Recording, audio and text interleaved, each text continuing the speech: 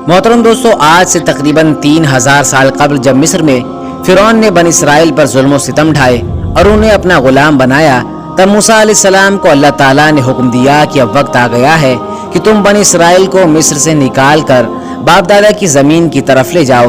अल्लाह ताला के हुक्म के मुताबिक मूसा अलैहिस्सलाम और उनके भाई हारून ने हजारों बनी इसराइल को लेकर दरियाए नील के करीब पहुंचे। फिरौन को जब इस बात की खबर मिली तो अपना भारी लश्कर लेकर उनके पीछे निकला।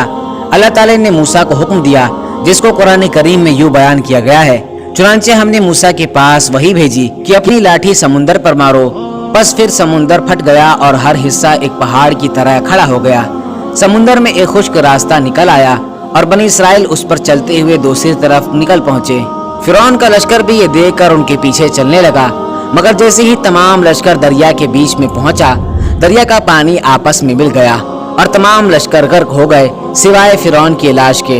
जब फिरौन दरिया में गर्क होने लगा तो कहने लगा कि मैं उसी खुदावंदे हकीकी पर ईमान लाता हूँ जिस पर मूसा और उनके भाई हारून और तमाम बनी इसराइल ईमान रखते हैं। जवाब दिया गया, अब ईमान लाता है, हालांकि तू पहले नाफरमानी करता था और फसाद मचाने वालों में से था। तो आज हम तेरे बदन को दरिया से निकालेंगे ताकि तू आने वाली नस्लों के लिए इबरत बने, और बहुत से लोग हमारी निशानियों से बेखबर हैं।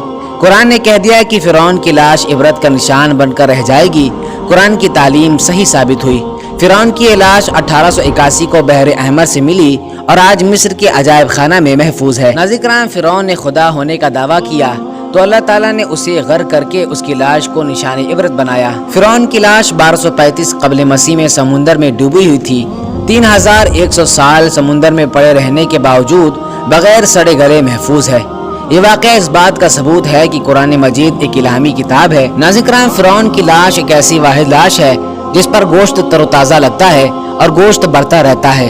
हर साल 15 मार्च को म्यूजियम में रखी फिरौन की लाश पर चूहे छोड़े जाते हैं जो उसका फालतू गोश्त नोच कर खाते हैं। फिर दोबारा लाश की ड्रेसिंग करके उसको शीशे में रख दिया जाता है।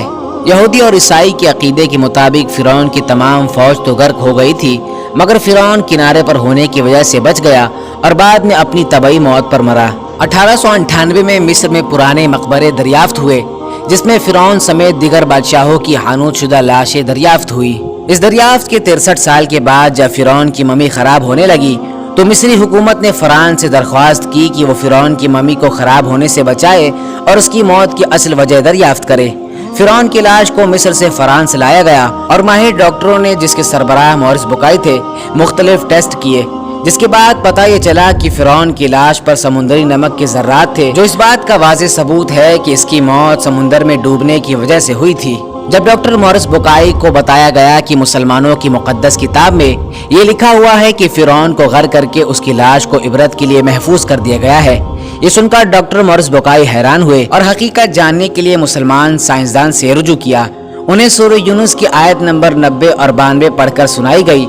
इन आयत को सुनकर उन्हें बहुत हैरत हुई कि कुरान का नुज़ूल फिरौन की मौत से 2000 साल बाद हुआ और कोई फिरौन की लाश के मुताबिक नहीं जानता था, लेकिन कुरान करीम की पेशनगोई सच साबित हुई और उन्हें इस्लाम कबूल किया। डॉक्टर मॉरिस बुकाई की किताब बाइबल, कुरान एंड साइंस ने पूरी दुनिया में धूम मचाई हुई है।